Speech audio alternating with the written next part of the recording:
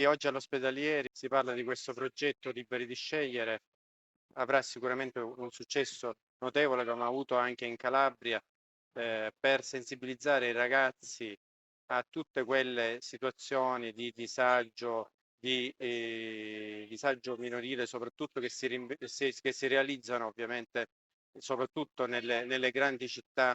La città metropolitana di Catania è una di queste. Noi dobbiamo cercare di intercettare soprattutto i giovani e di prevenire queste forme di disagio attraverso un'attività anche che si viene realizzata a scuola con forme anche di solidarietà, di impegno civico tra i ragazzi. Sicuramente l'Ospedalieri è una importante ovviamente istituzione scolastica che magari non è situata in quartieri particolarmente degradati, ma ci sono delle situazioni in altri posti della città in cui bisogna intervenire in maniera sicuramente più incisiva.